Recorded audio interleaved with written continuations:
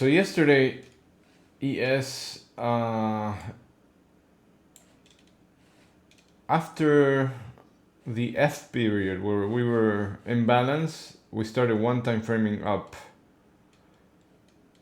pretty much the whole afternoon until L period. We had a little bit of a liquidation break, but then we had a spike on M period. So the spike at the last hour of the day, and after that spike, you can see that during the overnight, we went one tick inside that, or two ticks inside those, the spike, right? And the single prints, I mean, and stayed the whole overnight trading around this area. Very tight range, 11 points, 11 and a half points. Same thing with NQ. NQ was able to test a little lower, but pretty much the same. Yesterday I had said that there was a high delta level here at 52.15, which we're just testing. So we have to see how that resolves. I don't know if positions were adjusted throughout the night or yesterday at the close, but you know, we'll have to see if we break above it, and if we do, we could have another grinding day higher. Order filled. We have this. Hold on, let me just mute this thing because it's very annoying. We have this single print up here between 21 and 32ish from when was this from? Sometime in I think it was in beginning of April.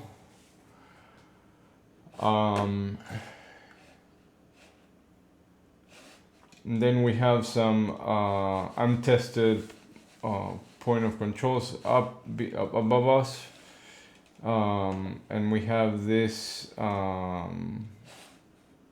untested settlement at 43-ish. So basically what I'm looking for is above, as long as we hold this top of the spike, the trend's gonna keep moving higher. Bulls are still very much in control, so just keep grinding higher. The targets are, I put them up there, the bottom of the single prints, top of the single prints. There's also some positioning here at 52.30 that needs to be resolved. If it breaks that, then we're gonna see the high volume area up here, 52.42.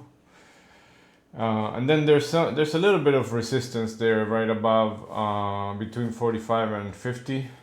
So, and if we break through that, we have this untested point of control at 51 and a half, 51 and 3/4.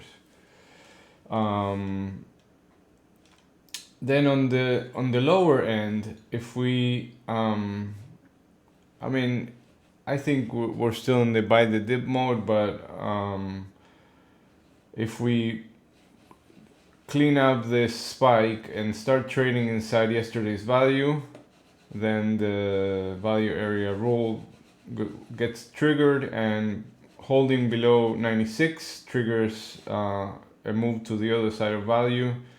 You can see that this is a lot of volume was traded here at 51.83 and a half, so this is gonna be a magnet. And then yesterday's value area low is at 79, so holding below 96 triggers that move. The rule is that getting back inside the previous day's value and accepting inside the value area triggers a move to the other side of value. It's very simple. There's a very high chance that that happens when that's the case, right? Especially if we open above it and then come back into it. If we open kind of like in the middle, it really doesn't work as well. We have to open outside of value and then come back inside the value of the previous session. So sometimes you see price coming back right into value area high and then bouncing from there. Sometimes it comes back in and then it gets rejected, so then you have a good spot to lean for a long trade. But if getting accepted for some time and spending some volume and trading some volume up below it, then it triggers that the high chance of a move to the other side. And that's 15-ish points, 16 points today, 17 points. Now, if for some reason we get below yesterday's low, then we have a gap, RTH gap to 66 3/4, and that might attract some more selling, because then at that point we'll be back below the 50 daily moving average. So if that's the case, then I'm gonna post more levels if we get there. I honestly don't think that we're gonna get there, but there's always a chance. And if we do, then I'm gonna look for the high volume nodes to use as targets. 51.54 and then 51.45, etc. NQ looks like it has a big magnet at 18,300. So last night before at the open, overnight at the Globex open, I opened a swing trade on NQ. Where do I have my stop? At 136. 136. Oh, right at value area high. I have my stop there, and but I'm targeting the 18,300 because I'm gonna show you here.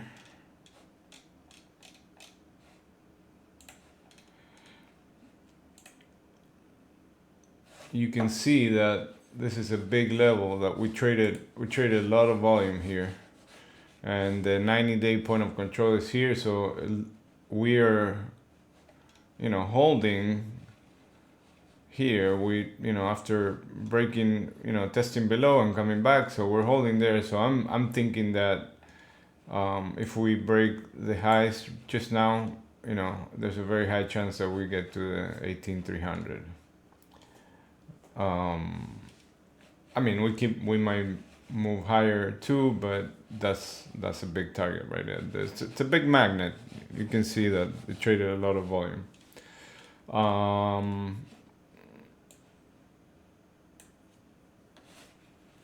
Crude oil keeps getting smashed, as I mentioned earlier. Still hasn't been able to come back, and where's my chart?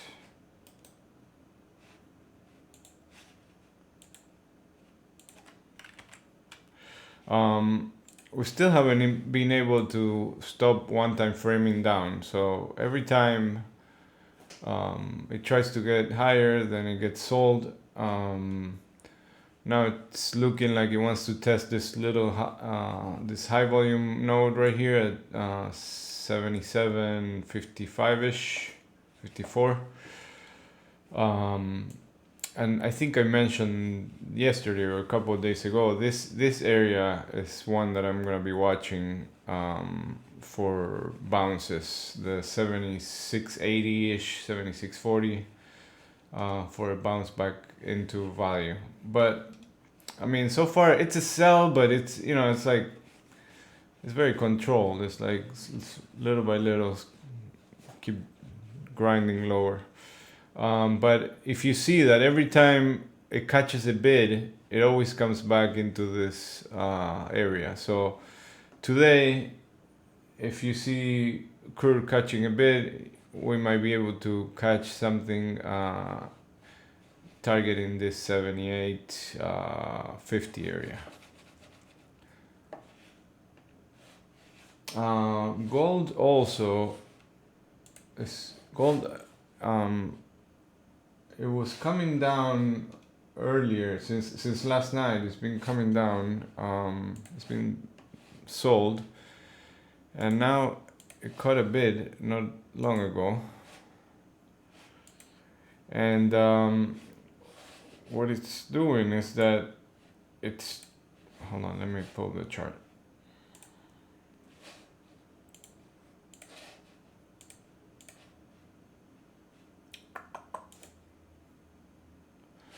So if you look at this, I keep mentioning that we have a range, an area of a balance area down here. And now it broke above it, and it's trying to come back into this area, this previous balance area. It always gets sold off right before it gets to that point of control. So now it's trading a lot of volume down here. So value keeps being accepted lower, right? But this is the first. I think it's the first time since we've been coming down that it's actually spent yesterday's RTH session up here, overnight session here, and now this lower value is getting rejected, and it looks like it wants to come back into this value. So, you know, this is what I was talking about, the value area. So value area low for gold is at 23.29-ish, let's say. So now the target becomes, if we spend some time here accepting above it, the target becomes 35-ish, right? So so then what we want to see is that is this new higher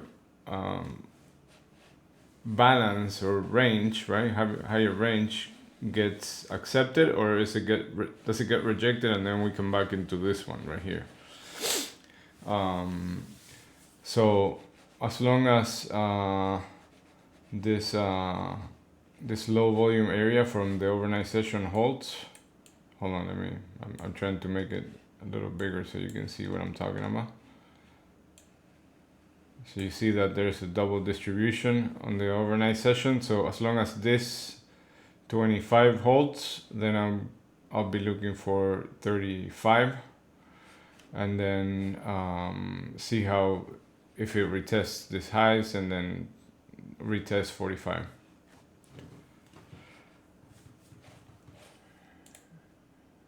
Bitcoin, I haven't even checked what Bitcoin is doing, but if it's right now, it's one time framing up on the daily. There's a low volume area at 65,300 that we tested above. We came back below, so now we're accepting around here. We need to hold before above 65,600 in order to retest the 70,000.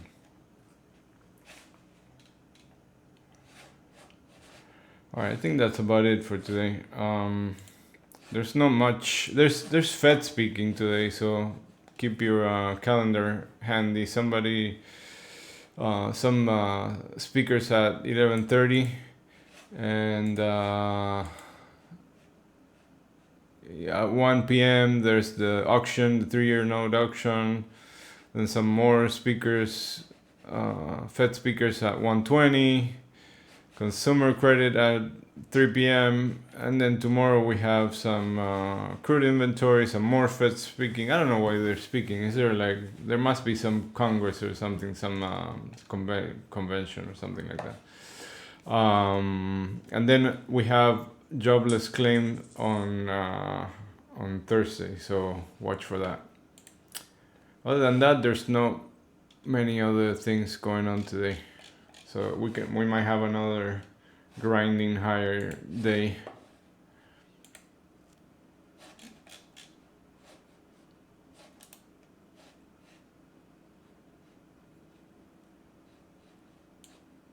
They say that when a lot of Fed speakers are coming out, they have a message to convey. Yeah, maybe. Yeah. What's the new message? You misspelled my name. I don't know if you're doing that on purpose.